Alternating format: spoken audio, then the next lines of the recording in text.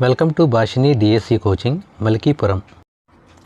చట్టబద్ధమైన భారత పునరావాస మండలి ఎవరి ఆధీనంలో స్థాపించబడినది? సామాజిక న్యాయము, సాధికారత మంత్రిత్వ శాఖ.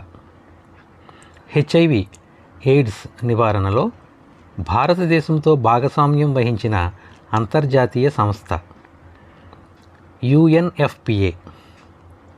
అల్పసంఖ్యాకులు విద్యా సంస్థల స్థాపన, నిర్వహణ హక్కును కల్పిస్తున్న రాజ్యాంగ ఆర్టికల్ 30. కేంద్ర సహకారంతో అమలయ్యే పాఠశాల విద్యకు పర్యావరణ సానుకూలత పథకము ఎప్పుడు ప్రారంభించారు?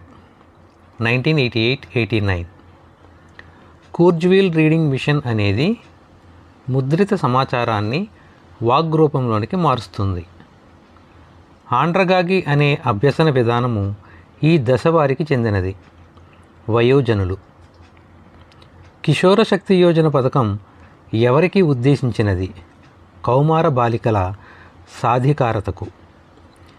పీడబ్ల్యూడి చట్టం 1995. పీడబ్ల్యూడి అనగా పర్సన్ విత్ డిజబిలిటీస్.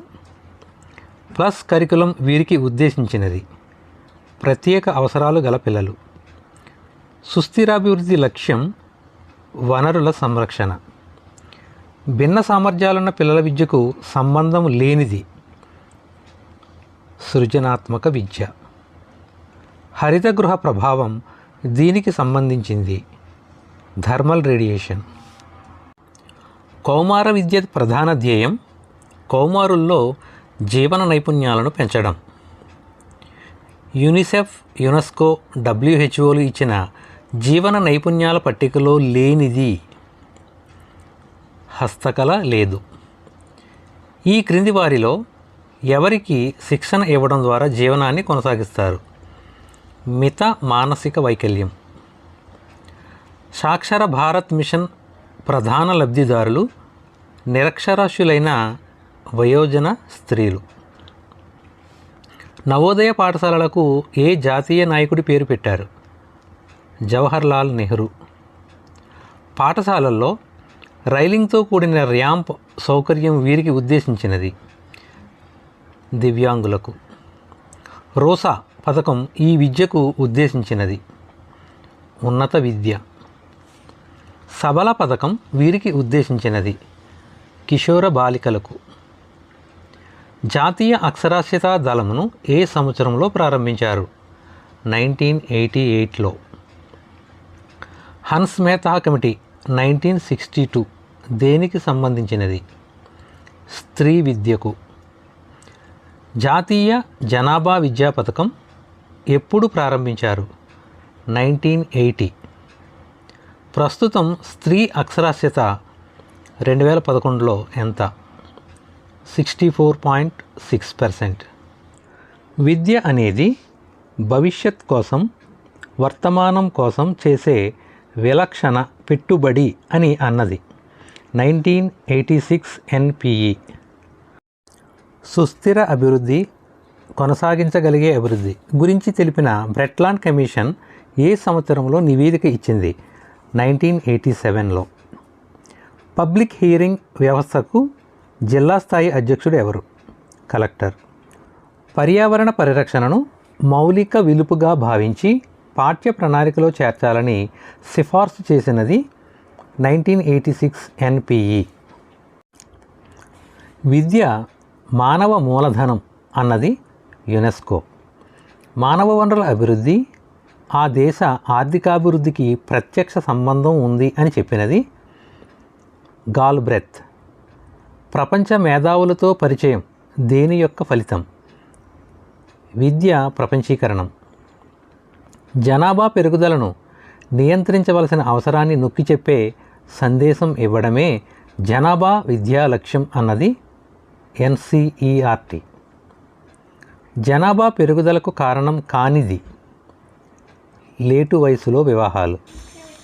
మొదటి జాతీయ జనాభా విధానం ఎప్పుడు ప్రకటించారు? 1976. ఎస్సీ ఎస్టీలకు ఉద్యోగాల్లో రిజర్వేషన్ సౌకర్యం కల్పిస్తున్న రాజ్యాంగ ఆర్టికల్ 16లో 4. ఆర్థికంగా సామాజికంగా వెనుకబడిన వారికి విద్యా ఉపాధి అవకాశాలను ప్రభుత్వమే కల్పించాలి అని తెలిపే రాజ్యాంగ ఆర్టికల్ 46. నిమ్న జాతి బాలికల కోసం పాఠశాలను 1848లో పూణేలో స్థాపించినది జ్యోతి బాపులే. ఇందులో స్త్రీ విద్యాభివృద్ధికి అవరోధం కానిది బాలికల మానసిక పరిపక్వత. జాతీయ వయోజన విద్యా కార్యక్రమం NAEP 1978లో. PWD చట్టం వీరికి ఉద్దేశించినది. దివ్యాంగులకు అక్షరాస్యత లెక్కింపులో ఏ సంవత్సరం పైబడిన వారిని తీసుకుంటారు? 7 సంవత్సరాల పైబడిన వారిని.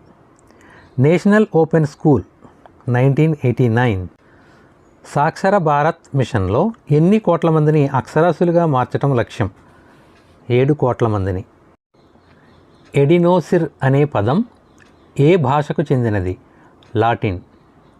లైంగికపరమైన సంక్రమిత వ్యాధులను ఏమంటారు? STD. NPEGL పథకం లక్ష్యం కానిది బాలికలకు శాస్త్రీయ ఆలోచన నైపుణ్యాలను అందించడం.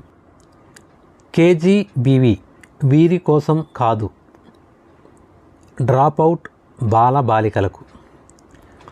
సక్సెస్ పాఠశాలలు ప్రభుత్వ పాఠశాలల్లో ఇంగ్లీష్ మీడియంను సమాంతరంగా నడుపుతున్న పాఠశాలలు.